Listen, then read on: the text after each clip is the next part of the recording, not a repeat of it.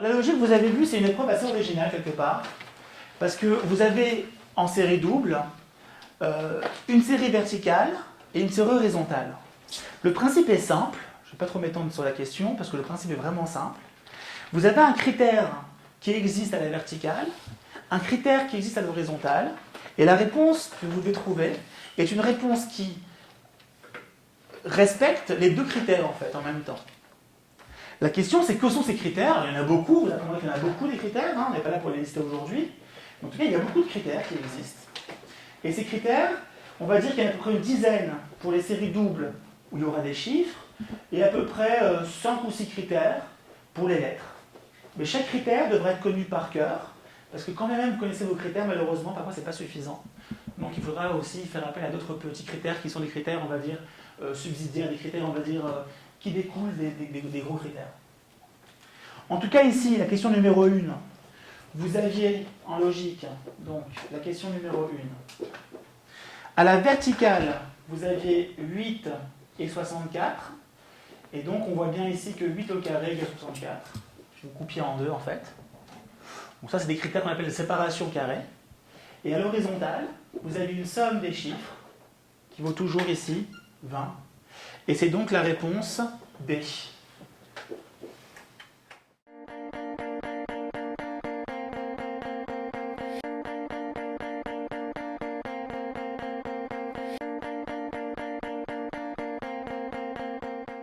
Question numéro 2.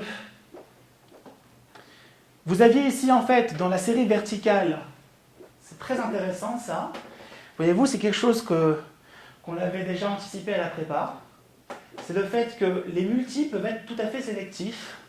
Ça veut dire qu'on peut très bien avoir en fait dans une série, regardez bien, des multiples de 9, comme c'est le cas ici, qui portent uniquement sur deux chiffres du nombre. Ce qui fait que le 3 et le 2, on s'en fichait un peu ici en vérité. Ce qui importait, c'était les deux derniers chiffres du nombre qui ensemble composaient un nombre multiple de 9. Donc ça marche bien pour tout le monde. Et à l'horizontale, on avait ici en fait une succession qui portait sur le chiffre du milieu. Je ne sais pas si vous l'avez vu, ça, mais c'est plutôt original. 130, 249, 164 et 873. Vous aviez le 3 ici, puis le 4 là, donc il fallait bien un 5 ici, un 6 là, et un 7 là.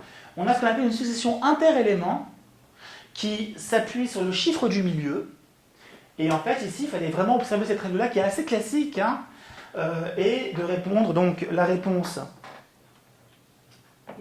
B, bien sûr, 756.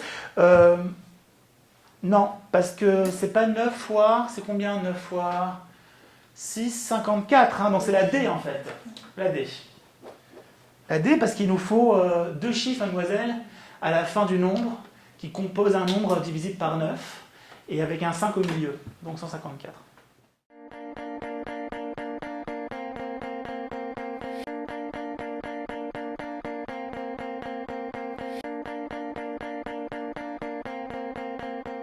La 3, c'est 29, 36 à la verticale.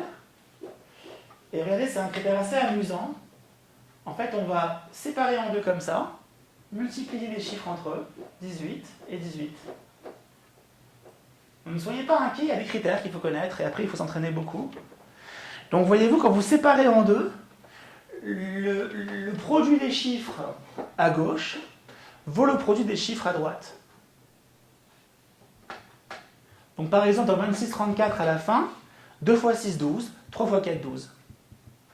Ok? Et à l'horizontale, vous aviez ici une somme des chiffres qui vaut 25. Et on trouvait la réponse C, en fait, ici. Parce qu'on a bien dans C 9 fois 4, 36, 6 fois 6, 36. Et 9 plus 4 plus 6 qui vaut 25.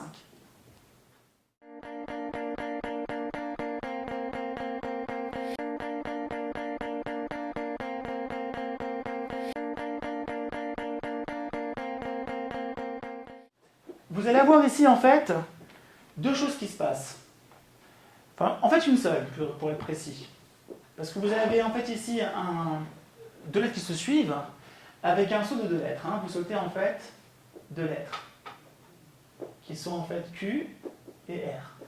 Et c'est toujours pareil en fait. Entre la première et la deuxième, vous remarquerez qu'il y a toujours un saut de deux lettres.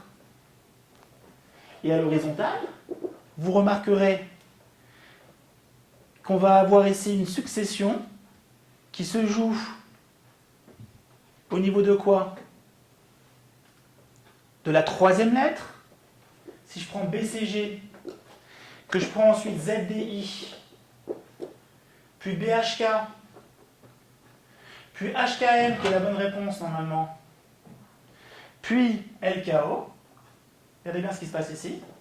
Du G, je passe au I, du I, je vais vers le K, du K au M, et du M au O, en sautant à chaque fois une lettre. H, J ici, L là, et N là. Je saute à chaque fois en fait une lettre. Ça veut dire que je passe du G au I en faisant GHI, IJK, KLM, MNO.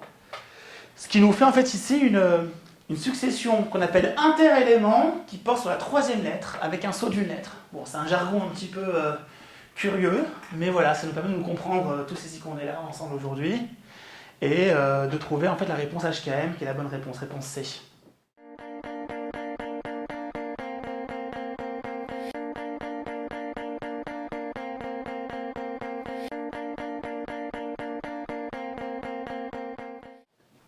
La 5. Vous avez ici en fait deux lettres qui se suivent à la verticale, à savoir la première qui suit la troisième. Regardez bien, X et Y qui se suivent. Ça marche toujours. Regardez bien, dans IEJ, c'est IJ qui se suivent. Dans WEX, c'est WX qui se suivent. Donc voilà. Voyez-vous, hein, quand en fait on crée des séries, hein, tout simplement, on essaye à chaque fois de respecter des critères qui sont plutôt les mêmes à chaque fois, hein, donc avec des successions qui ne vont jamais chercher des successions trop compliquées. Le but, c'est pas qu'on vous crée des questions avec des sauts de 8 lettres, hein, c'est pas le but non plus, hein, d'accord? Et l'horizontale, ça va se jouer au niveau de la deuxième lettre, donc en fait, regardez bien, c'est le X de XXL, le U de HUW, le R de la solution, le O de Todd et le L de NLM. Dans ce sens-là. L-O-R-U-X. Et à chaque fois, on saute deux lettres. Regardez bien. Soulignez simplement la seconde lettre de vos mots. Et vous passez du L au O en faisant M et N, du O au R en faisant P et Q, et ainsi de suite. Bon, il faut se rendre à l'évidence, hein, c'est assez arbitraire hein, cette histoire. Hein. On se dit, mais c'est quoi ce délire? Quelque part, on se dit, pourquoi est-ce qu'ils nous font subir ça à nous? Qu'est-ce qu'on a fait pour mériter ça? Mais bon, écoutez, il faut prendre ça plutôt comme un jeu. C'est assez amusant, quelque part.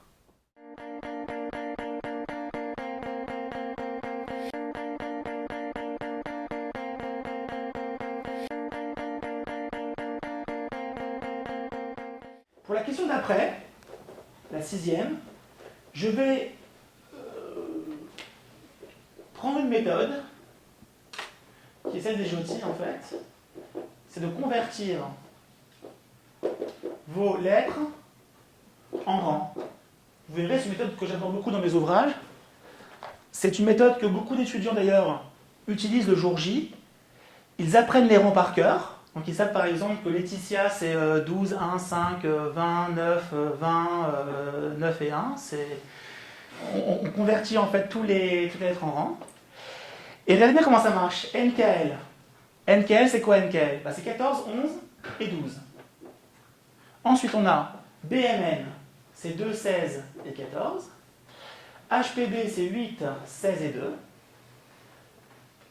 VTN, 22, excusez-moi pour le V. Le T, c'est 20 et le N, c'est 14. Et on cherche une réponse ici. Et là, regardez. Ça saute assez vite aux yeux. Je ne sais pas si vous le voyez. Alors, attendez, j'ai peut-être fait une erreur. C'est 13 ici, non? Ouais, 2, 13. Voilà. Il se passe quoi ici? Regardez bien. Tac. On fait un plus 2 ici. Après, on fait quoi? Plus 3. Plus 4. Donc, il me faut un plus 5. Il me faut donc un 25 ici. Et 25, c'est Y. Pas facile, hein? Ceci étant dit, quand vous convertissez en nombre, je Je trouve ça assez flagrant. 11, 13, 16, 20. On voit bien qu'il y a une progression. Plus 2, plus 3, plus 4, plus 5. Ça, c'est pour la verticale. Donc, c'est une technique qui vaut ce qu'elle vaut. Elle n'est pas obligatoire, naturellement. D'ailleurs, je ne pousse personne, moi, en cours, à utiliser une technique plutôt qu'une autre. Chacun y va à sa façon. Il y a des candidats qui ont ce qu'on appelle une oreille un peu musicale, qui vont tout à fait se satisfaire des lettres et qui vont tout de suite voir comment ça fonctionne sans même convertir en chiffres. D'autres qui n'ont aucune oreille musicale et qui ne veulent pas du tout compter avec leurs doigts et faire des H, I, J, K ou je ne sais quoi, et qui vont en fait convertir leur série de lettres en chiffres. L'horizontale, vous voyez comment ça marche l'horizontale? C'est la verticale. L'horizontale. Je vais la convertir également en verticale. CQX, ça fait 3, 17, 24. VZG, 22, 26 et 7. RVT, 18, 22 et 20. La solution, NBP. NBP, non, j'étais trop vite. 14 et 16. Alors, il se passe quoi? Ça se passe là, regardez, 24, 22, 20, 18 donc, et 16. Tac, tac. Un zigzag. Gauche-droite, droite-gauche, ici. Moins 2, moins 2, moins 2, moins 2. C'est qui 18? Là, c'est R. Donc il faut un R en première position, un Y en seconde position, et donc il me faut ici Rio, la réponse A.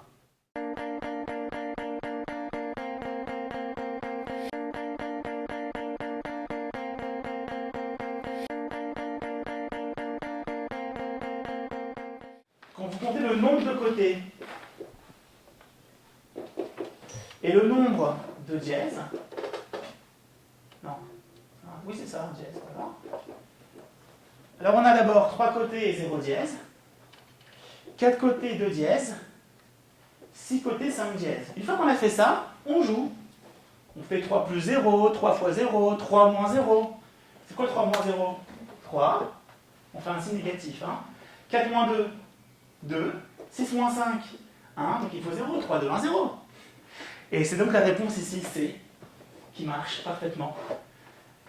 Donc on aura le réflexe, quand on aura des séries graphiques, de compter de façon précise le nombre de côtés, de compter de façon précise le nombre de signes, de dièses, d'arrobas, de petits chats, de petites figures de croix ou je ne sais quoi. Et on mettra tout ça en relation ensuite pour essayer de comprendre ce qui se passe.